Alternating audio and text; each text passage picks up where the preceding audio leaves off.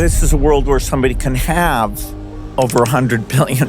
What is that? These fortunes are almost illegitimate unless in a very smart way given back. One of the biggest names in business, tech, and philanthropy. Exploring and investing in innovative solutions to some of the world's toughest problems. Bill Gates. Starting with Microsoft, where I had monomaniacal focus, giving up weekends and vacation. It wasn't some big sacrifice. I loved it. The idea that everybody would use a computer was somewhat ridiculed. So it was kind of fun saying, no, this is really going to be mainstream. If you look at it from the outside, you see Steve Jobs and yourself having this competition, envy, jealousy. What was it actually like? He said we were the General Motors and he was Mercedes.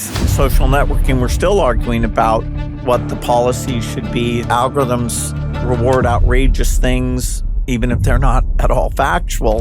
I've always underestimated how incredible my father was. He would say, hey, I'm sorry I worked so hard. And I'd say, no, that was fine. I feel lucky that he lived as long as he did. It brings tears to my eyes because he was incredible. Do you remember one of the final conversations you had with him? The #1 health and wellness podcast. Jay Shetty. Jay Shetty. The one, the only Jay Shetty. There's so much conversation today, I feel, about work-life balance. Do you think that that sacrifice and that dedicated time was necessary for the levels of success, or would it have been possible in another way? No, I think for Microsoft to be successful, even though we were the first, we had a broader concept of software than the other companies, we needed to be what I would call hardcore. And, in that case, the work is what I want to do. It's not like, oh God, I've got to earn a little bit more money.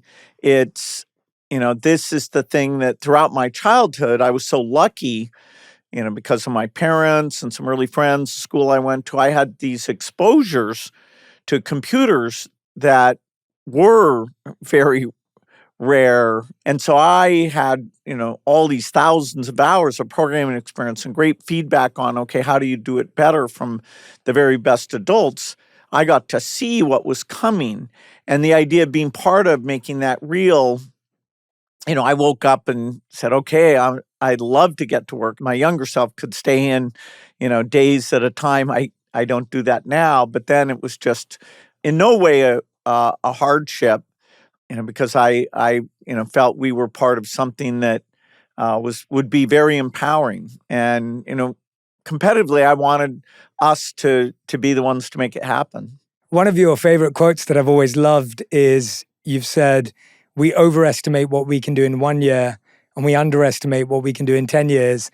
At the beginning, did you over or underestimate yourself? Well, people, when they would hear us say a computer on every desk and in every home running Microsoft software, they were like, you kids are really out of it. I mean, every desk, every home, what would people do with these things? But because the chips were improving exponentially, doubling every couple of years, it allowed us to think of the computing part as essentially being free. And so the only thing that would hold you back is, okay, can you help people with photographs? Can you help them with documents? Can you help them stay in touch with people far away or find information? And we knew over time that as these things got better, it would be part of the mainstream. And so as people sort of came around to that, they were like, wow, whether it's at work or at home, this is just part of how people do things. And we wanted, to get it out to everyone, students everywhere, even in the countries that are low income. You mentioned your parents earlier, and when I was reading this book, I felt like they are such a big part of this book and the storytelling and the incredible experiences and memories. And one of the things you mentioned is you say that they felt that they accepted that you were different from your peers. And I was wondering, in what way? How did you know that they'd seen that and accepted that? Well, it definitely confounded them that sometimes I was pushing back in a pretty tough way, as though, we were in some competition. They would hear from teachers, and they were very good about staying in touch with my teachers. Some teachers would say this kid should be skipped ahead 1 or 2 grades. Some teachers would say this kid should be held back. So that kind of is what, make up your mind. I had one experience where I worked on a report about the state of Delaware, and I ended up doing this 200-page report with the great wood cover. Well, the other kids turned in, 5 or 10-page reports. And it was very embarrassing that I thought, wow, did I, kind of overdo this thing? And yet, that ability to concentrate, would hold me in good stead in terms of reading long books and applying that concentration and curiosity first to cards, then to math, and then finally to software and how would software change the world.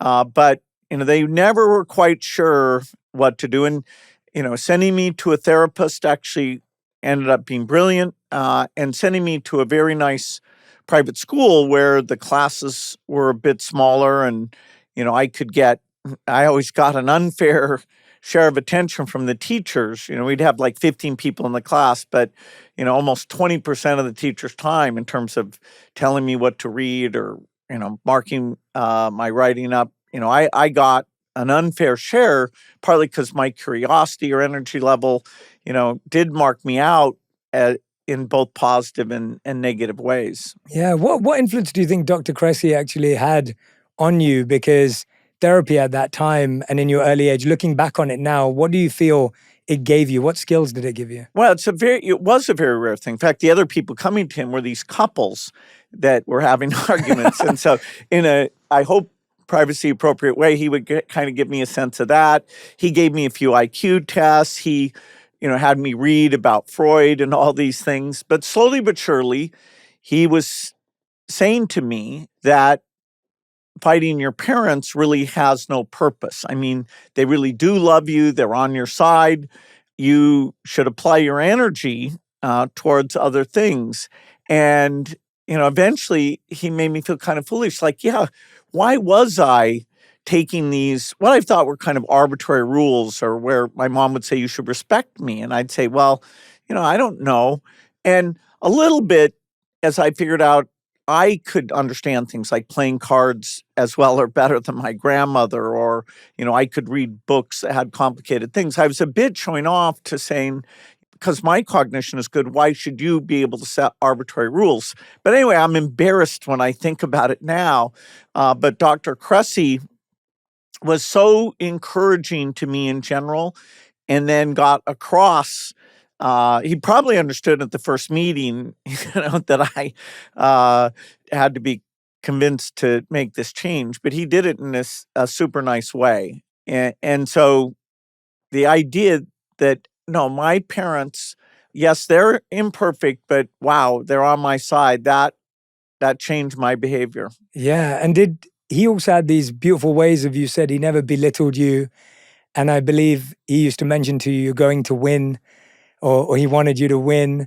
And I feel like that's, what did those things do? Because it's almost like you're saying he made you have almost this realization that you were wrong, but it seemed like he did it in a very graceful, elegant way. Like, how did he do that? Absolutely. I thought, I need to be so clever to win, and I'm going to apply all this energy to win. And so the idea when he says, no, you're going to win, it's like, oh, I see. It's not because I'm clever. It's because it's us, they care for me, and they're trying, to help me. And, their main concern is, am I ready, to go out in the world? And if I have capabilities, will I develop those and use those? And, my mom always had a way of kind of pushing me to do more. I said to her once, you told me to go to the heart of school. And she said, no, I never actually said that. And I said to her, well, wait a minute. When other parents would come over, you'd say how bad they must feel that their kid didn't go to college or something like that. So, okay, it was indirect, but, it was kind of there. So, my mom certainly encouraged me, and sometimes I felt overwhelmed by that. But my eventual reaction to just, try to outdo any levels she set, and ended up working out well.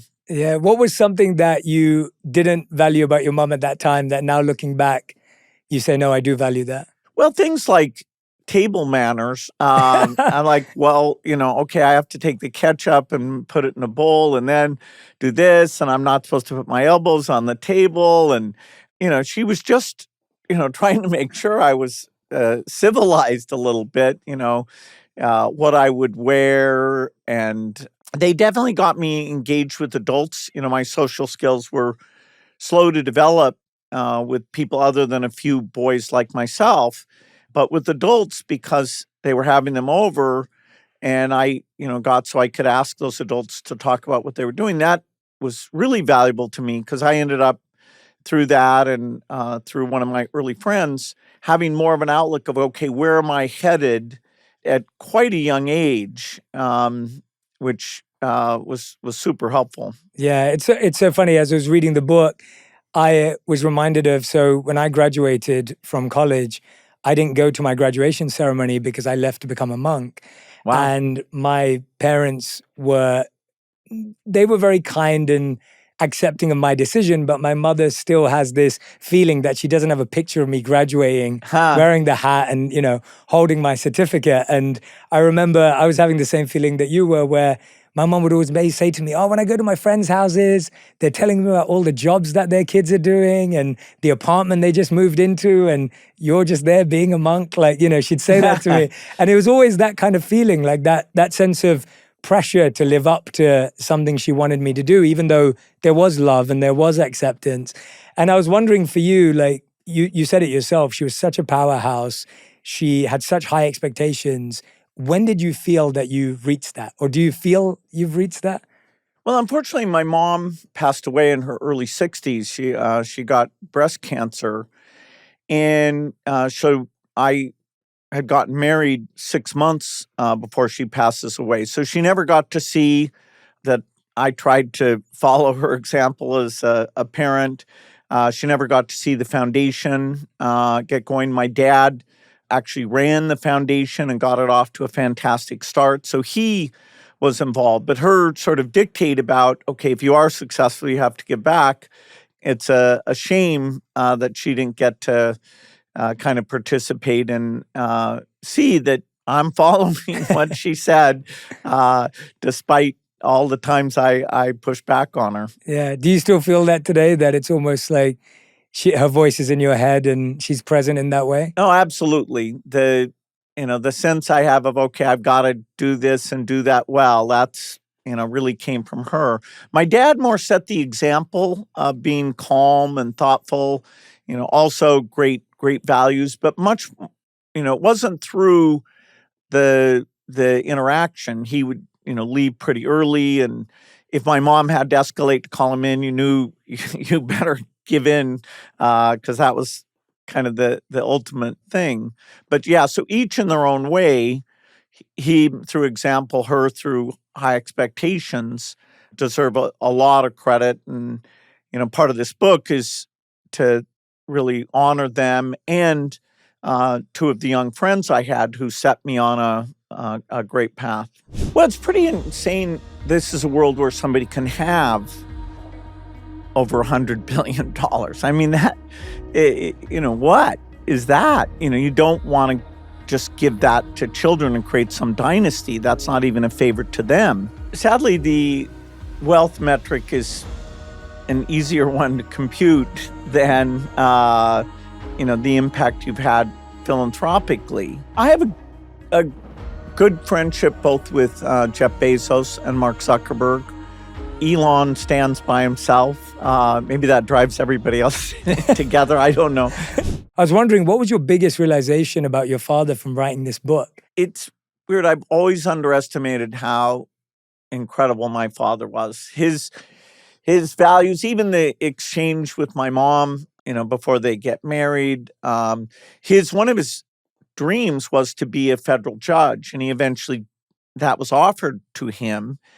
And because his law firm would have had great difficulties, he said, no, that would hurt my colleagues, so I'm not going to do that. And I had written him a note saying, gosh, I hope it's not because you had to pay all that tuition that you're not getting to do this. And I'd forgotten he'd written me back such a nice note. So, in digging through, I'm amazed we ended up keeping those things. It was so touching to me.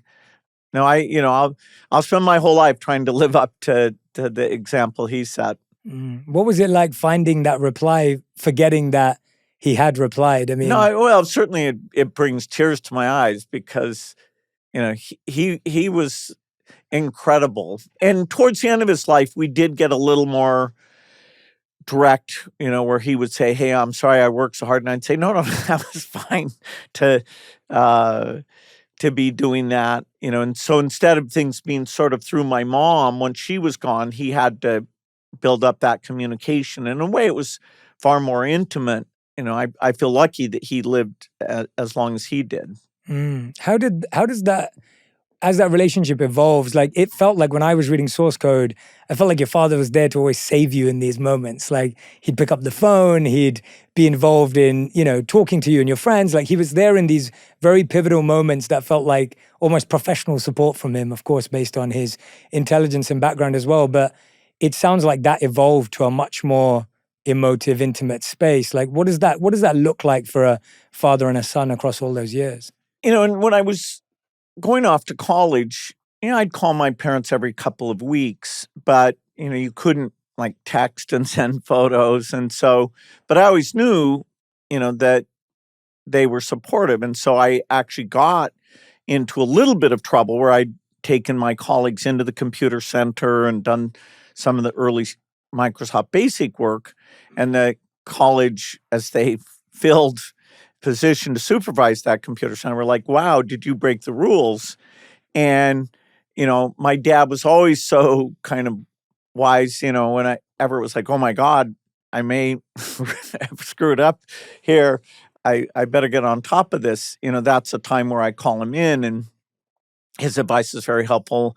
Then later we have a customer who's not paying us, and our very first customer, another case where my dad encouraged me to stay the course. So it wasn't in those days that I talked to him a lot, but that when I was in trouble, he was the one person, who was so sophisticated and, on my side, that his advice really did help me at a lot of key turning points.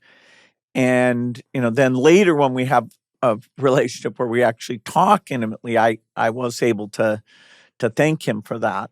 Do you remember one of the final conversations you had with him? And well, he got Alzheimer's, and because he was such a nice person, he was still like super nice, always worried, did his caregivers get enough meals? Or, eventually the fact he grew up in the Depression showed, because he'd be worried about, are we buying too expensive a meal, even though he had as much money as he could ever need, So, we got back to his basic character, which was just very friendly and thoughtful.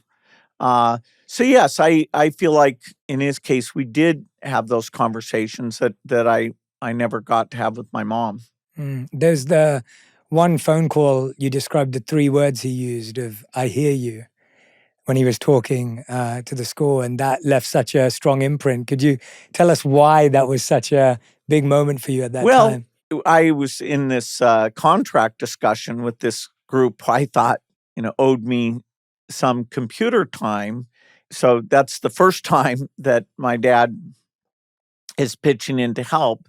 And, I thought, what's he going to do? Is he going to, threaten them or be tough on them? And no, not at all. The fact that they sort of gave their side of the argument, and then, he just simply said, "I hear you," which was this way of saying, "I don't agree with that. Let's try and reach a compromise here. You have your point of view." So just the way he said, "I hear you," kept things really calm, didn't acknowledge or attack their position, so we could get on to the, "Hey, if you meet these guys halfway, isn't that okay for both of you here?" Which is what eventually came out of it. And so the idea of being subtle and helping to find that common ground, I was young enough that was kind of blew my mind. Yeah, wow, you can kind of hold your ground, but without being provocative. What would you say is the one way your mother influenced your parenting style and then your father influenced your parenting style? Well, this idea that is actually kind of school called Love and Logic, where you make expectations to the child very, very clear, and you make consequences very, very clear. And in an unemotional way, you say, no, you're going to have to go to your room because we agreed if you did this, that's what happens. My dad practiced that approach. My mom probably wanted to, but then if she was frustrated, she'd be, oh, I'm so disappointed, and kind of bring emotion into it.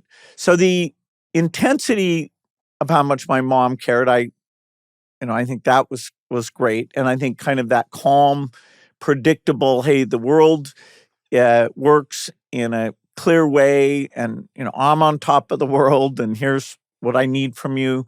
That very much came from my dad. So I tried to be a little more around. My wife Melinda deserves all the credit, that our kids have come out so well, because she really was around. But I tried to be. That's the one thing I did a bit differently than my dad was more intense vacation time, a little bit more of a direct communication, not through their mother. How did you reconcile that towards the end about your father's style, and how did you make space for that and accept that?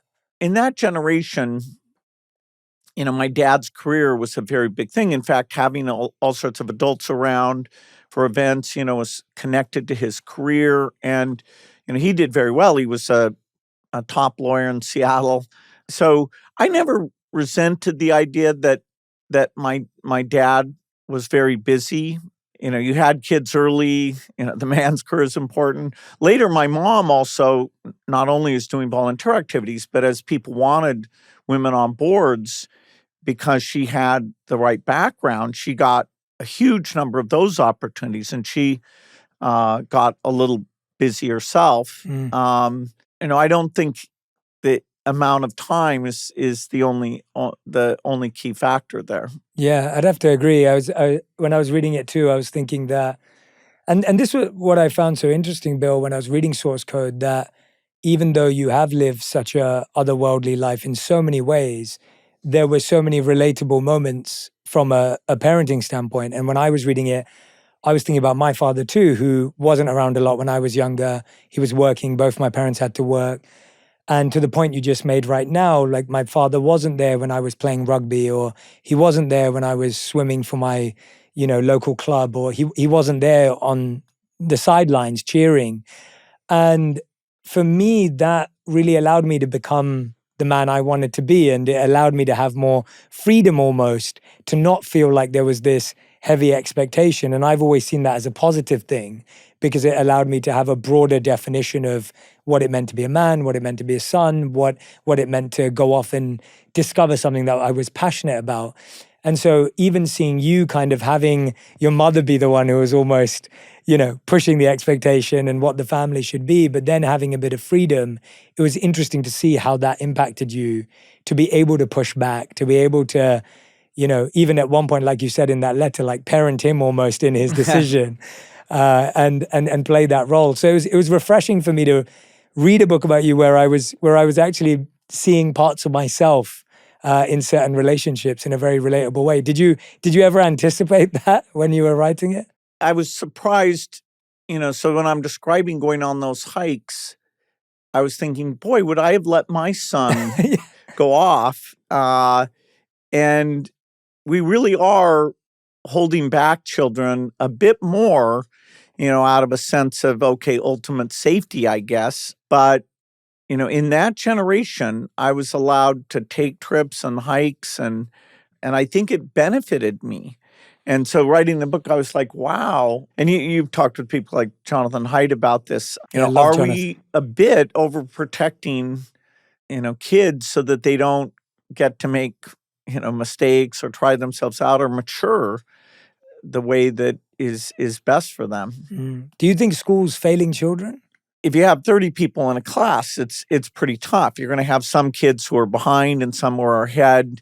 Even the best teacher has got a big challenge with that. Education, I wouldn't say, is much better or worse today than a few decades ago. We've always thought, okay, when we bring the computer in, will that helpful? And certainly if you want to find information, it's been great. We're still working on that now with the AI. Maybe a personal tutor will be encouraging and work on your level. It's early days, but I've been out seeing some of that in classrooms. People like Saul Kahn with Khan Amigo that our foundation is helping to support. But education, the computer has not made it so, oh, wow, kids learn a lot more today than they did a long time ago. And I still believe we can change that. But it means if you're in one of those large classes, you can feel lost. And, we're missing, great human potential. You tend to manage other people the way you manage yourself. The first time I felt it was when I was hiring people who moved their family and they had kids. And I was like, if I can't pay this guy his check, this is rude. He's got a real problem. And I'm kind of implicitly promising him, I've got this thing figured out. So that scared me. What is your favorite mental health habit? This show is sponsored by BetterHelp. We talk a lot about red flags in relationships, the things to avoid. But what about green flags? Those qualities that show someone is kind, supportive, and emotionally safe. Like when they listen with empathy, respect your boundaries, or celebrate your growth. Therapy helps you not only spot these green flags, but also cultivate them in yourself and your relationships. It's a space to learn, grow, and build connections rooted in trust and love. Whether you're dating, married, creating deeper friendships, or focusing on your own journey, therapy can guide you toward relationships that pour positivity back into your life. That's where BetterHelp comes in. It's fully online, making therapy convenient and affordable with over 5 million people already using it worldwide. You'll have access to a diverse network of more than 30,000 credentialed therapists with a wide range of specialties. And if your first match isn't the right fit, you can switch therapists anytime at no extra cost. Discover your relationship green flags with BetterHelp. Visit betterhelp.com/Jay's Top 3 to get 10% off your first month. That's BetterHelp, HELP.com/Jay's Top 3. What are we getting wrong? Because it sounds like you felt maybe the computer would give people that impetus and the ability to download more and learn more. Where have we gone wrong? Well, the key is motivation. If you have a kid who's super motivated, then yes, going to the Khan website and doing, hours of math problems, that's great. But in a way, that takes the kid who's in that top 20% and makes him even more intimidating to the other ones. And, people can come in and if a kid in 8th grade says, is math a subject you have any confidence in? If they answer no to that, they're 5 times more likely to drop out. And so we do lose kids, and it's more out of motivation. And so most of the stuff we've done on the computer is about, okay, if you are motivated, we'll help you out, and not so much about how you make it feel relevant to them and give them a sense of success. And maybe this time around with these AI personal tutors, we'll get that right. But kids check out. No, I'm not one of those kids who's good at math, even though for a lot of professions and, for college courses, we require Algebra 2 tests to be passed in order to go on and, even be a nurse or a policeman. So we have work to do. Yeah. But more on the motivational side. Yeah, I really appreciate you saying that, actually, because I do think that we think about changing education as so theoretical and functional, but it is the drive, it is the motivation. And I was thinking about how we put limits on ourselves. When I finished 6th grade, I remember before I went to high school, my favorite subject was math in 6th grade, and my least favorite subject was art. And then when I finished high school, my most favorite subject was art and my least favorite subject was math. And it was just fascinating to me how that completely flipped over a 7-year period. And as I've grown up in my own life, I found that art and design, philosophy, economics are far more where I naturally gravitate toward. But so much of that up until sixth grade was the limits or the things that were expected of me as opposed to what I was motivated and driven towards. And I was thinking about something you said in the book. You said that if you were growing up today, you would have been diagnosed with being on the autism spectrum. And I was wondering, how would that have affected you? How do you think that would have affected you? Yeah, I'm fascinated by that because for some people, being given a label is a pejorative to them and, almost feels shameful. Although we know, being on the spectrum gives you, almost some superpowers of concentration that if you find the right place, it can be helpful. Other people, they're glad when they get that because then they say, oh, that's why, my social skills were slowed to develop. And, here's some strategies that people like me have used. I'm not alone in this. I fit into this, and it's actually a reasonably common thing. There isn't like some medicine, ADHD, which I probably also would have been diagnosed with. They do have the Focalin, Adderall, a variety of things they give kids for that. And I still wonder about that. I haven't chosen as an adult to get a diagnosis or use those medicines. I think eventually you learn to, adapt. I still kind of rock a little bit that when I'm thinking hard and without even knowing it. And it does bother people sometimes. And that's definitely kind of what they call self-stimulation behavior that, makes it pretty likely I fit into that diagnosis. Do you think it would have changed your trajectory of success? Have you thought about that? Or I worry that I might have thought of it as pejorative. It's really how you communicate it. I mean, if you say, hey, here's a kid who doesn't socialize at all, and you're, sort of destined to, never be good at those things. Obviously to create a company, hire people, motivate people, go out and, sell the dream of computing.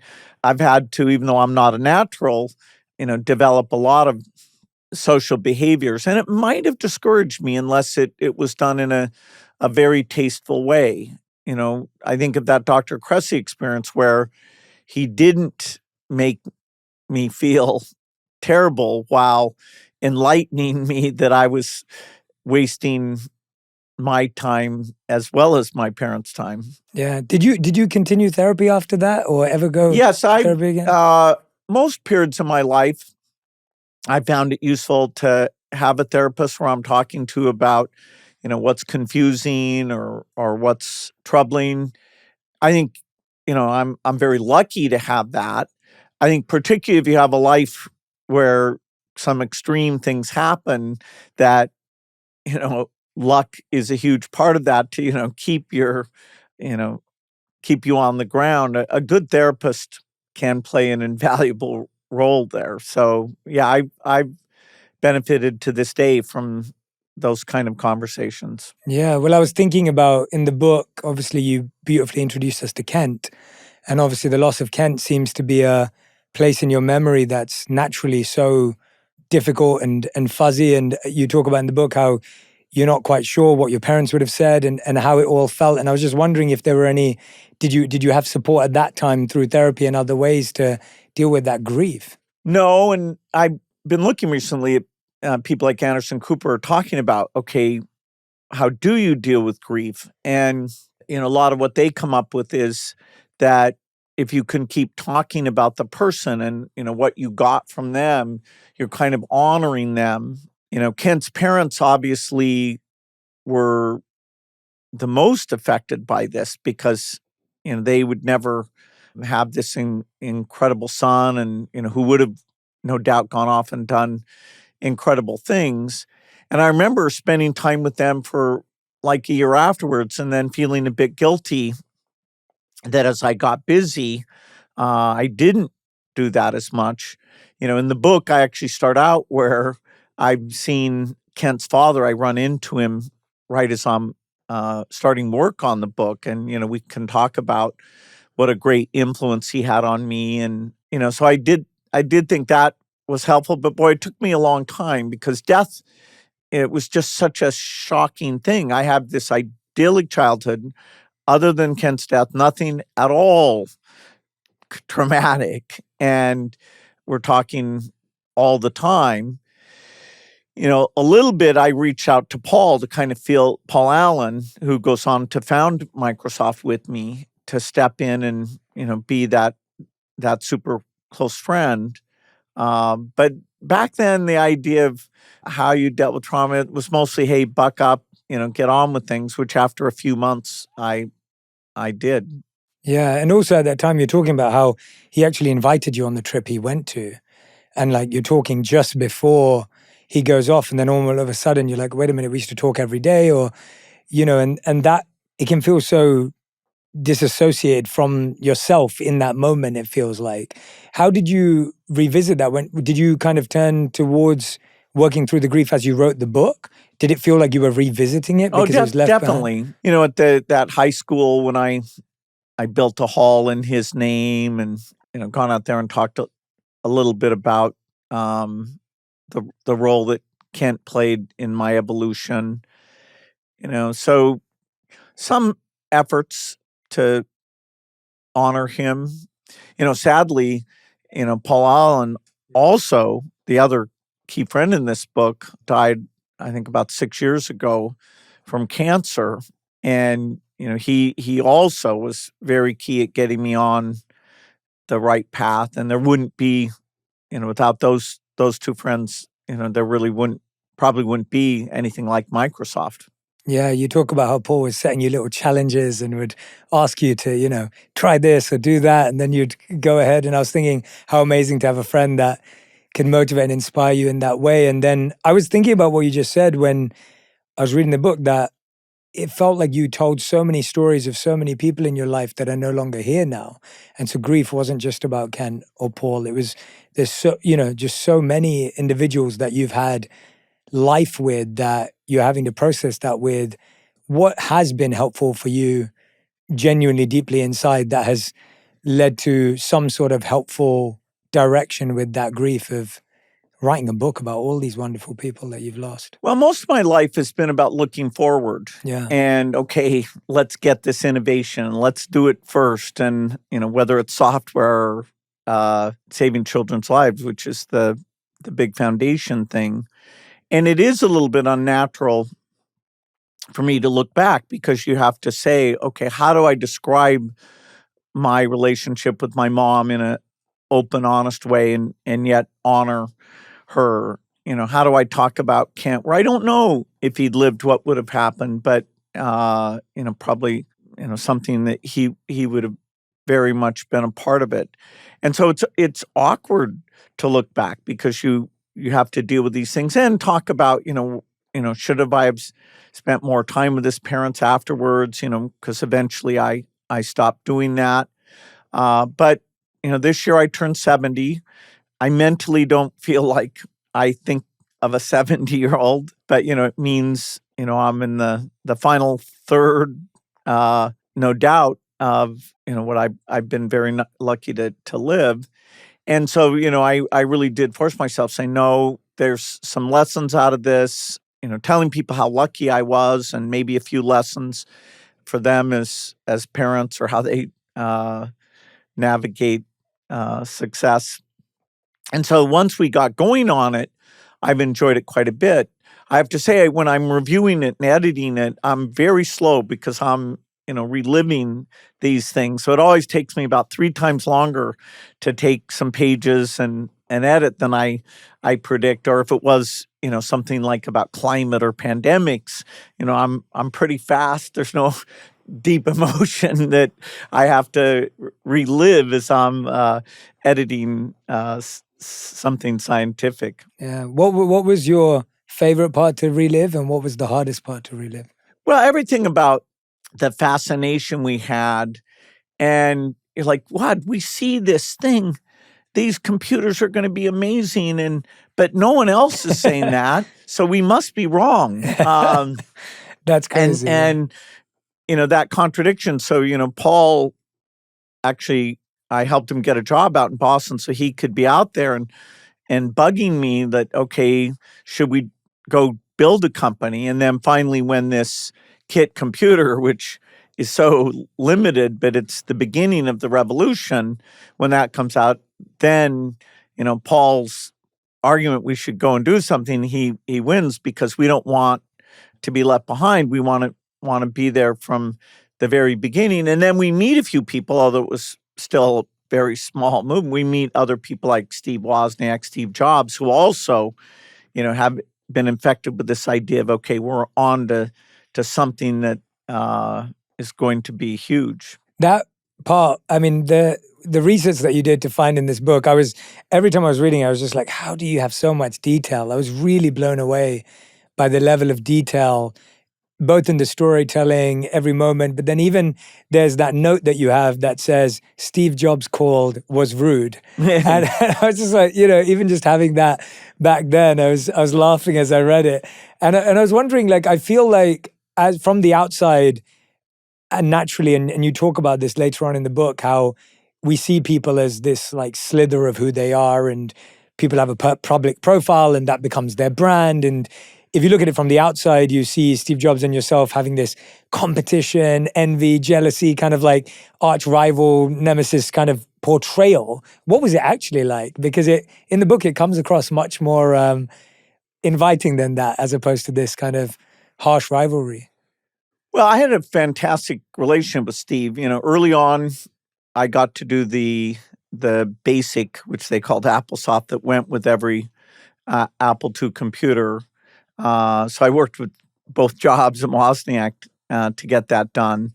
Then later, as Steve has a kind of small group inside Apple doing the Macintosh, he invited Microsoft to write application software, a spreadsheet word processor for it. And so we actually had as many people as they did, and we worked very closely on that project. And he and I loved the fact that, that ended up being a key Apple product. Then he leaves Apple. I talked to him about Next, but I never thought that computer would do that well, so he was disappointed. But then when he goes back, and it's unbelievable what a great job he did, because Apple went from being on the way to dying to being the world's most valuable company. And Steve had really matured, and was something. And we helped write software for that. Then later, when Steve is sick, we had about 5 different conversations where we got to talk about kids and, had computers done well, and, where he was pretty thoughtful. It's amazing to me that Steve, his skill set and mine, other than, okay, madman, leader, drawing people in, but his taste in design and user interface, and even his intuition about people, he was just genius in a way you can't explain. He didn't look at code and write code, whereas, my thing is, hey, I'm an engineer, here's the code, let's make it faster and smaller. So actually that allowed us to get along, because, what he was super good at, I was not good at. I envied those just incredible talents that he had. And in some ways, he's more singular. If you say to me, are there other people like you who are great at writing code and conceptualizing? Yeah, I can name a number of people, including many who worked with me. But I don't know somebody who I say, oh yeah, he's just like Steve Jobs. Wow. Well, that's very humble of you as well. I mean, it's beautiful to hear. What were some of those final conversations like that you had with him that were potentially, I always felt like he was so philosophical, and maybe more so in those moments? Yeah, we did one public appearance, where we were being thoughtful about the friendship. Walt Mossberg had us on stage together, which was definitely a fun thing and surprised people, because Steve was very harsh. He was always, he said we were the General Motors and he was like the Mercedes. But all in, it was all very fair. Well, we reflected that computers really hadn't improved education, and where both he and I had given speeches saying, of course, this will make education, 5 times better. And we were like, wow, we got that one wrong. Maybe, maybe next round we'll deliver on that promise. And, how unusual it was, and even a little bit lonely that, when you were so successful and then you're having doubts about, okay, are we making mistakes here? Both of us had kids by then. He was actually, of course, he not only did Apple, he did the Pixar stuff. And because that was a realm I'm not in, I, could sincerely tell him what a brilliant job he did. Now, partly picking people, but that's, kind of amazing, now part of Disney. And both a sense of thankfulness, although, he was very sick and just hoping some new drug would come along, and tragically it didn't. Yeah. Was there a memorable piece of advice or conversation where you said something to him or he said something to you that has stayed with you? Well, the fact that, why were we both so competitive and pushing ahead? I think both of us, in his case, he's an orphan, so he has a more complicated childhood that maybe can explain his zeal. I don't have anything like that, even though Kent died. That's not why, well before that, I was somehow always, pushing as hard as I could be. And, I think both of us, being thankful for what we'd been able to work on. I mean, we got more of a front row seat and helped build this thing. Steve never got around to doing philanthropy. Now his widow, Lorene, is doing great philanthropy. So, that's, I'm sure he'd be proud of that. But he didn't get to that stage, and I was just getting into that stage. So I shared with him a little bit about, wow, a lot of children die, and we don't do much to stop that. And that kind of intrigued him, but then he never got to pursue it. Yeah, you're reminding me of something I read in Bob Iger's book, where he was talking about how there was a time when Spielberg, George Lucas, they'd all sit together and then they'd watch each other's movies and give them feedback. And they all felt very confident doing that because they knew their strengths and their uniqueness were so diverse. And so they didn't feel threatened that, oh, well, Steven's going to steal my idea, or, George Lucas is going to steal my idea, because they felt so confident. And it sounds like even for yourself as competitors to talk, to have a relationship, does that still happen today? Do competitors talk? Do they pick up the phone to each other? Or was that very rare? Because it feels like, it feels definitely now so less. I have a good friendship both with Jeff Bezos and Mark Zuckerberg. Elon stands by himself. Maybe that drives everybody else together. I don't know. And over time, I think Elon, as he gets older, maybe he'll mellow out a little bit and, probably be an incredible philanthropist based on everything else that he's done. But yes, there is some good conversation. Larry Ellison is now in a phase where he's doing some excellent philanthropy, and we're all a bit more reflectful. I mean, hopefully by the time you get to 70, you've been hyper successful. You can, relax and let your guard down a little bit and, laugh about the things you got wrong. Yeah. What was some of the advice that you've given to Mark, or especially earlier on his journey, or even more recently? Yeah, well, Microsoft, the one big challenge we had is we were so successful by the late 90s that we got into antitrust difficulties. And in retrospect, we could have handled that better. And so I've been very open with Mark. I used to brag that I didn't have an office in D.C. and I didn't, what a great country that I didn't have to talk to politicians. Well, that was a mistake. Now, you've got all of them going to the inauguration, and so they're not making that mistake. Maybe they corrected too much in the other direction. Well, history will judge. So yeah, I'm. It's weird to be kind of an elder statesman. Satya, who runs Microsoft, has done such a brilliant job. And one of my great fears when I left Microsoft to go do philanthropy was how bad I would feel if it wasn't doing well. And so Steve Ballmer did a great job, and now Satya's with this AI generation. So that's another great blessing, is that not only the value of the stock, but also the fact I can just focus on, okay, what about polio and malaria? Knowing that they're taking the company to new heights. What a great blessing that's been for me. Yeah, it seems like I love what you were just saying now that, maybe there'll be a time when Elon turns to philanthropy, and you talked about others, and it seems that that turning point for you is so key. And I feel like you were one of the first, not that it wasn't done before, but one of the first to do it in a really big way, to be able to move away from this big company that you founded, world changing, generation changing, and then turning to that. And that service element, to me, I was intrigued as to why do you believe that that's almost where every one of these people need to go? Like, why is it that you believe that turning to a life of service and giving back is core for Elon or whoever else it may be? Well, it's pretty insane. This is a world where somebody can have over $100 billion. I mean, that, what is that? And it's not, you don't want to just give that to children and create some dynasty. That's not even a favor to them. You want to give that back. So these are unprecedented fortunes. And if you're a great innovator and you know how to gather scientists together and think about problems, then there are some government is risk averse, and particularly poor countries don't have that capacity to think about eradicating malaria or solving malnutrition. There is something that philanthropy can have these outsized results in terms of lives saved, almost like a great startup does on the side of innovation.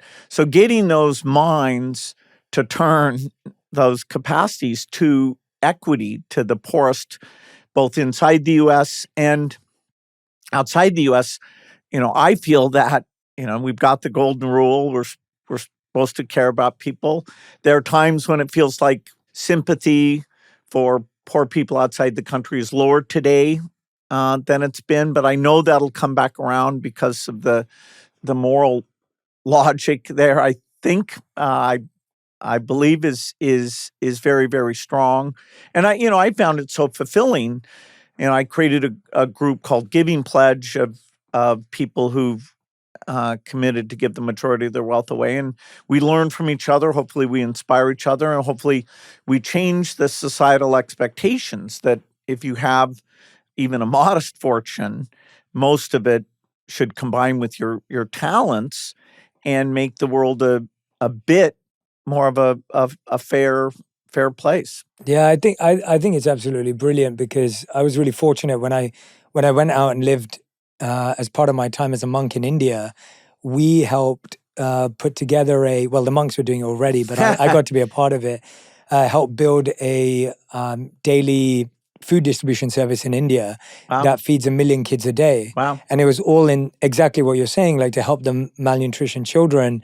And now they're even trying to figure out how much protein to have in it, like trying to figure out the actual composition as well. And I remember seeing that so early in my life. Like, I would have gone out there first time in my teens, and then later on when I became a monk in my early 20s. But the reason I raise it is because I think it goes back to what the point you made earlier about motivation. And one thing I've really been trying to figure out with the right partner recently is how, when I grew up, I remember my dad used to read the Rich List. And he'd have the Rich List, like the Sunday Times or whatever it was. And so as a kid, I would see my dad, and on the back of it would be the Rich List. And I was thinking, how incredible would it be if kids grew up with a service list? And how would that change motivation? Because I feel we repeat what we reward. And I feel like we've never really seen that case study yet, up until maybe, your case study and the people that are following with the Giving Pledge. That service becomes a natural part of life at that scale. I think we see it in smaller communities. You see people with very little actually doing so much, but you don't necessarily see it at that level. And so I find that changing that drive and motivation early on, which it seems like your mother had for you, your impact of faith had in you, I think that could be huge. I don't know what you think about people seeing a service list instead of a rich list, or whatever the right word is. Sadly, the wealth metric is an easier one to compute than the impact you've had philanthropically. And part of the beauty of philanthropy is there's many causes out there. I've tried to think through, okay, since we know how to save lives for $1,000 per life saved, wow, we better use this money as absolutely best we can.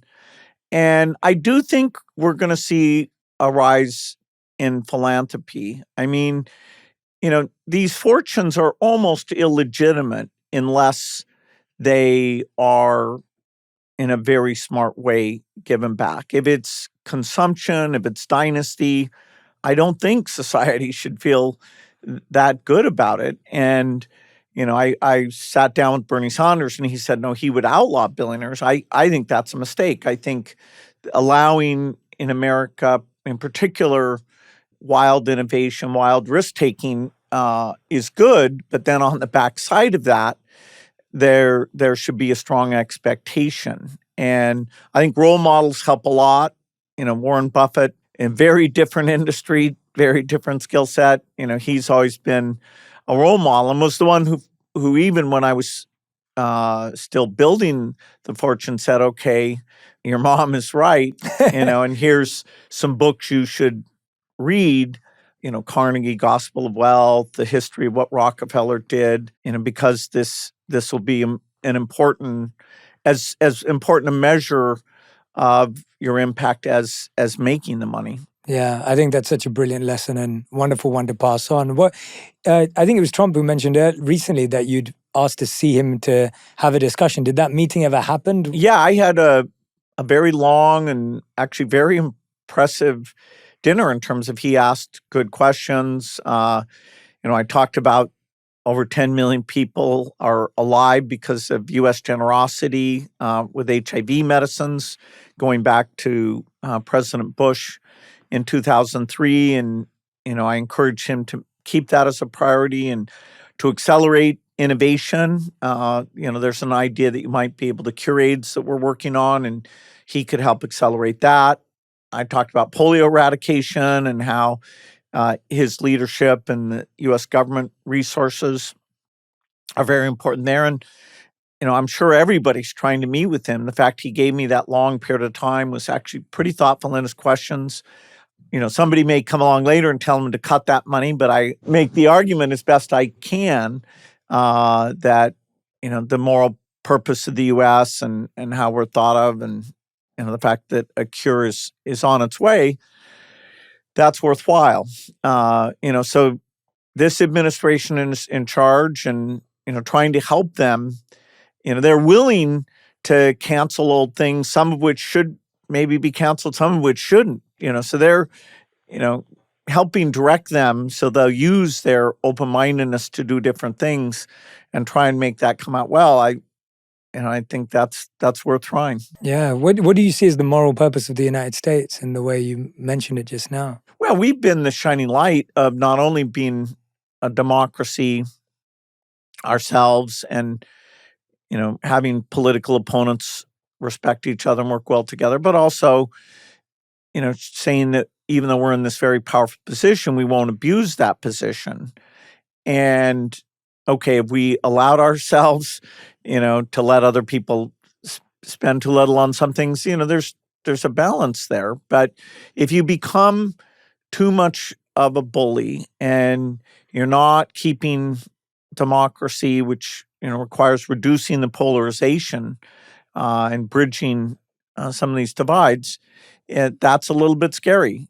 Democracy is a fragile concept, and particularly at a time when AI is coming along, and the government will have to play a strong role in saying, okay, these jobs have been lost, but we're more productive overall, and therefore, here's how we help those people. How do we keep AI as a primarily beneficial thing versus a thing that bad people use and it messes up these job markets? That I expect the 2028 presidential debate, AI policies will be the most important thing. And I was a little bit surprised in this election that wasn't discussed hardly at all. Yeah, that's such a good point. I didn't actually think of that, but you're right. It didn't come up at all. Yeah, that's fascinating. Well, I mean, how do you prepare for something like that? It would need to be surrounded by the right people and having the parties. Well, you've got to educate everyone. You can't count on the technologists to shape these things.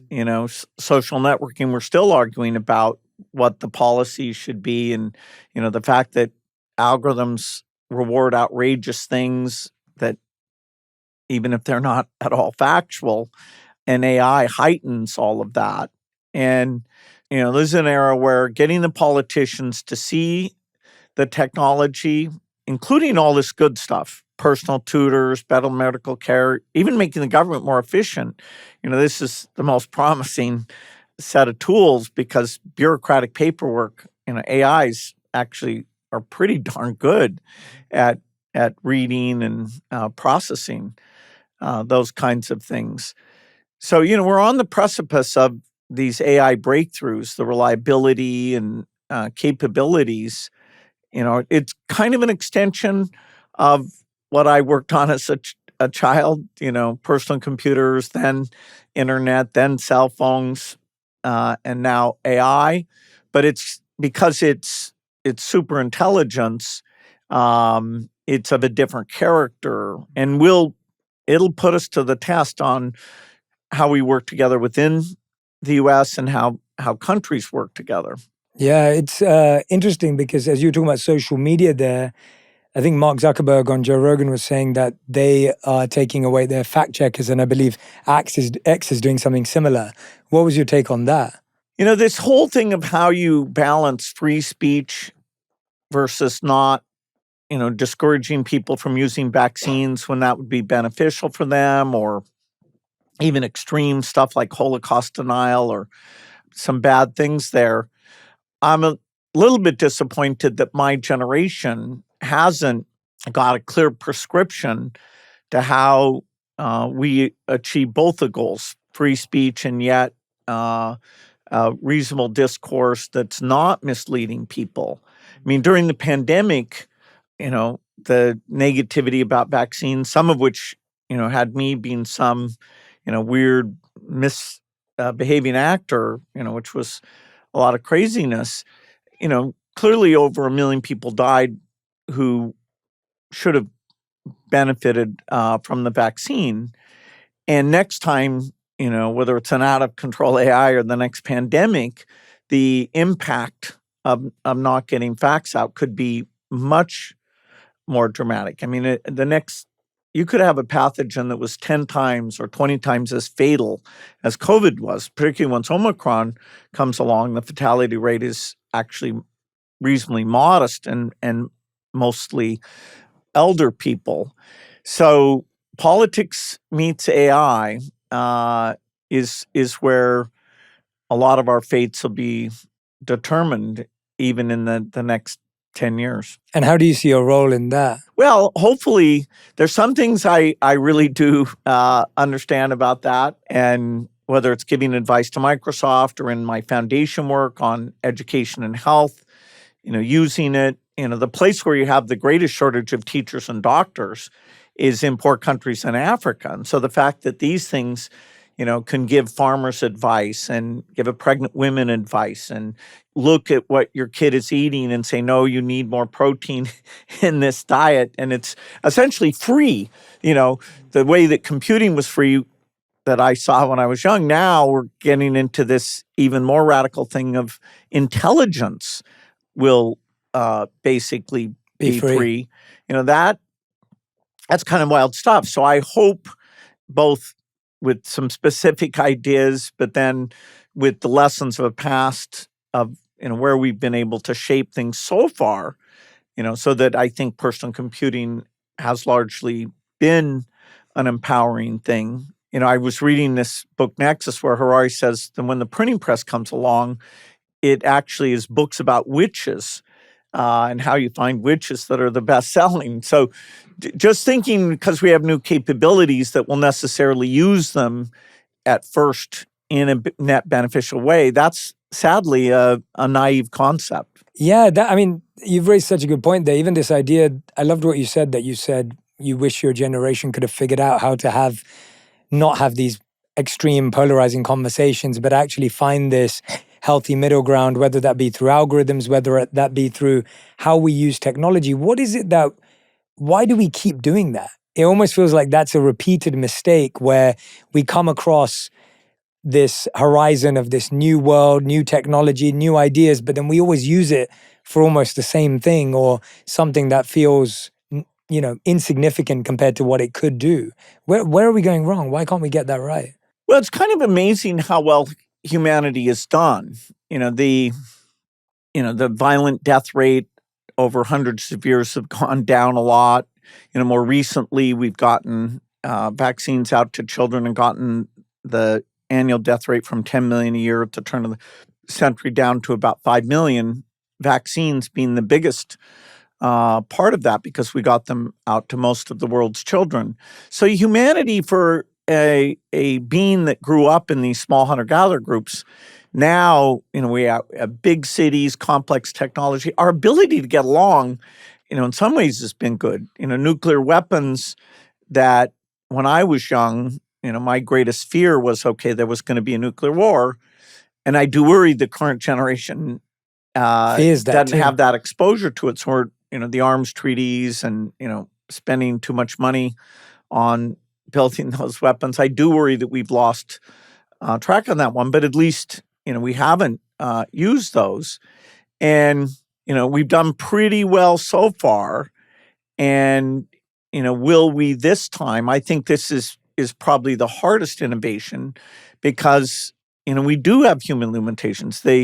Even when I see an outrageous article against somebody I don't like politically, I'm very tempted to click on it and have it tell me, yeah, he's even stupider than you thought. Or, this is a mistake. We're all subject to that. And we do like to form into groups, but, all of humanity ideally is a group where philanthropically and, government generosity, we can think of ourselves as being part of that as opposed to a much, our clan or race or nation. Yeah, I think on a global level, it requires what you were saying. And on a personal level, it requires us to almost be able to evaluate, assimilate, assess, have self-awareness, allow for self-reflection, space for, the things we don't have time for anymore, right? I was looking into something called the third space theory and how in the past you had your home, you had work, and then you had church or temple or community center. And how those three spaces, that third space was a place you could look back on home and work and say, oh, I could treat my wife a little bit better, or I could have spoken to my colleague a bit better. And that third space allowed that time and energy where it was all about reflecting on how you could improve. But today we've lost three spaces into two, into one, where we work from home, live at home, and the screen is our third space. And so that lack of having a physical body or building that gives you permission to step back from your whole life, not play a role there, and actually purvey what's going on in your life. We've lost that. Yeah, that's a shame. Yeah. The decline of religion is a very strong trend. You'd hope there'd be a modern religion that takes whatever's put people off and yet preserves kind of this golden rule and this, okay, at a local community level, we're supposed to help each other. Mm-hmm. If you expect government to figure out how to solve things, it's too bureaucratic. The local church-based groups, oh, this person needs help, I have extra time, is way more effective. And so we expect too much from government in a way. So I hope we can re-energize, perhaps through a type of religious modernization, or maybe just a community thing that is maybe spiritual but not labeled as religion. That local engagement where you see other people, that I think we need more of it. Absolutely. Absolutely. Bill, I've got you for a couple more moments, and there's a few things I wanted to ask you. One was, you talked about how in the book, how being the smartest person in the room and that status was something that you maybe hid behind and your insecurities were hidden behind. And I was wondering, is that something that you've been able to put down that guard and take that away as time has moved on? How were you able to do that? Yeah, I've mellowed a little bit, to learn how to work with people who are intelligent in different ways. At Microsoft, I had to get marketing salespeople. At the foundation, people who go out in the field and do heroic work. And so my, sort of single view of, okay, math capacity is, this great thing. I've mellowed and, been able to bring in different skill sets. But no, I started off being pretty bad at that. What were those insecurities that you were hiding? Well, you tend to manage other people the way you manage yourself. And so when I make a mistake in programming or math, I'm very tough on myself. And, I'm like, you need to spend more time. You need to work harder. And it's kind of a tough love, don't fool yourself thing. And so my early management style worked for people like me, but not as well for other people. And so year by year, I did grow with Microsoft. A lot of entrepreneurs, don't stay as CEO and you have to bring in someone else. I wanted to do that. And so by bringing in some other people, I got better at that. I would say moving over to the foundation was another level of how you bring in different mix of talent. And so, yeah, I'm trying. I'm still trying. I'll be better a year from now. Well, I was most excited that you said there's still 2 more books coming after this one to talk about the different areas of your life. And I really enjoyed this one so much. I'm so excited for people to read it, to get to know you better, to get to know the people that have changed your life for the better and allow you to do all the incredible, phenomenal work you do today. And I honestly am so inspired by the work you do today. And I really hope that I can be involved in some small way. So I thank you deeply. Well, thank you. It's been fantastic. It means the world. Bill, we end every episode with a final 5. Okay. These questions have to be answered in 1 word to 1 sentence All right. maximum. So Bill Gates, these are your final 5. The first question is, what is the best advice you've ever heard or received? Finding what you really enjoy doing, and hopefully there's some job that has that, as opposed to, what jobs pay well or other people push you to. If you're doing something you really enjoy, that's hard to beat. And you found that early. I was super lucky on that. Computers were there right when I needed them. Second question, what is the worst advice you've ever heard or received? People will tell you not to take risks. And it's very well-intentioned, but there are contexts, when you're young, like people say, okay, it must have been scary to drop out. Not really. I mean, I could have gone back. There's no flesh wounds involved in failure. So failure's, probably a better teacher and more of an okay thing. And I think this whole safety thing, physical safety, emotional safety. In many cases, that we've gone too far. Yeah. Did dropping out at that time feel like a big risk? No, it didn't. Not even. The first time I felt it was when I was hiring people who moved their family and they had kids, and I was like, if I can't pay this guy his check, this is rude. He's got a real problem, and I'm kind of implicitly promising him I've got this thing figured out. So that scared me. Yeah. There's a scene in The Social Network where you're on stage and Mark Zuckerberg's in the auditorium, and then they leave and they say, the speaker just said the next Bill Gates could be sitting in this room, and then Mark goes, that is Bill Gates. Is that true? That is absolutely true. Mark and I have laughed about that a lot, that our experience at Harvard, dropping out of Harvard, telling people that, hey, we saw something other people didn't see. Very, very similar. Question number 3, what would you say is the most important problem the smartest people on the planet should be solving right now? There's many candidates, making sure we don't use nuclear weapons, avoid bioterrorism, climate change, caring for the poorest, which we're kind of losing that. But I would say shaping AI has, for me, risen to the top of that list. We need to do all those. We can't just skip, any of those. But this one is going to be a very big deal in the next decade. And what would be your advice to the biggest business leaders in the world in regard to that? Well, I don't think you can count on them. Their competitive framework is to go full speed. And so only government's in a position to say, wait a minute, slow down.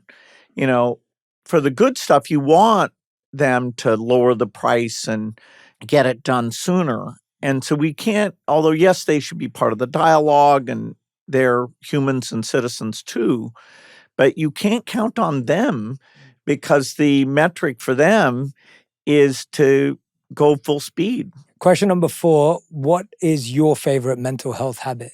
It's a very big deal for me to get time reading and thinking by myself, whether it's on a walk or going driving. When I was CEO of Microsoft, I took 2 full weeks, think weeks, one every 6 months, where I would just go off by myself and think, okay, is Microsoft on track? What are the trends? Towards the end, I'd write a memo, which actually was kind of valuable as we navigated the twists and turns, like when the internet comes along or, software's not reliable enough. I need that time to think, even though I love quick thinking, being in a meeting and spotting a mistake. Most of my good work has come from the kind of slow thinking where I'm off being reflective and maybe coming up with some non-obvious ideas. Maybe is a little bit being on the spectrum. I need that refreshment. When I see my schedule with lots of social interaction for a week, then I'll try and make sure the next week has a little bit less of that. But, to maintain creativity, you have to have some calmness and be not behind. If you feel like you're behind, like you turn on your email like, I'm late, that your creativity gets squeezed out, one of the first things. And does that think week need to be in nature? Are you away from everything? Are you simply thinking? Are you taking books? Are you journaling? Or is it? I'm taking books to read, but I'm also taking very long walks. On your own. And just thinking about things. And I take a tablet of paper and write things down quite a bit. And, I'm pretty religious. I'm not taking phone calls. I'm not browsing the news. The news can wait. And I'm off by myself 24 hours that whole time. Somebody can stick some food in. But that's kind of extreme. There's people like Harari who meditate kind of an unbelievable amount. I almost envy him. I don't think I would go that far, but we should be more in his direction than we are. Yeah, absolutely. And what's the book you've gifted most, actually? I'm intrigued because you're such a big reader. You recommend so many great books. What's the book you've gifted to people close to you the most? There's a Steven Pinker book called Better Angels of Our Nature that talks about, even though in the short run we see how tough things are, if we zoom out a little bit and say, okay, 200 years ago, to be a woman, to be gay, 30% of children die, lifespan is less than 50 years. That's not saying there's a guarantee that those bad things we talked about won't happen, but people are a little overwrought and saying, okay, this approach to government is failing. Maybe we should try something radical, like not, being fully democratic. I'm like, whoa, wait a minute here. Yes, we need to feel bad about the things we're not doing, but we also need to have a perspective. The system of scientific inquiry and democracy and widening our circle of care, beyond our family, clan, nation, as we discover new things and we can share more resources, that really is working. It sounds naive to say that, but the books that really go through that, I find, guide how I think about the world. Absolutely. Fifth and final question. If you could create one law that everyone in the world had to follow, what would it be? Well, if you look at all these religious texts, I'd say the thing they all eventually come back to is the golden rule, which is to treat people how you would like to be treated. Say that you're about to be born and you don't know if you're going to be born a woman or in Africa. This is a thing that Warren Buffett taught me. What you get to construct the world and how fair it is, and then we will randomly pick and you will be born in some place in some way.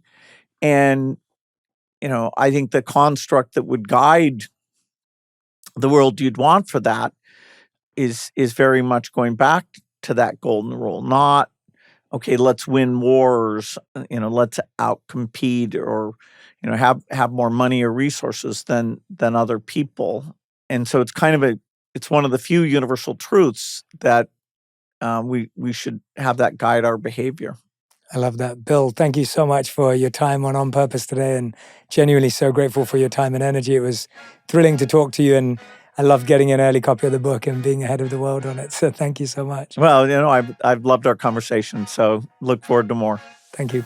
If you enjoyed this podcast, you're going to love my conversation with Michelle Obama, where she opens up on how to stay with your partner when they're changing and the 4 check-ins you should be doing in your relationship. We also talk about how to deal with relationships when they're under stress. If you're going through something right now with your partner or someone you're seeing, this is the episode for you. No wonder our kids are struggling. We have a new technology and we've just taken it in hook, line, and sinker. And we have to be mindful for our kids. They'll just be thumbing through this stuff, their minds never sleeping.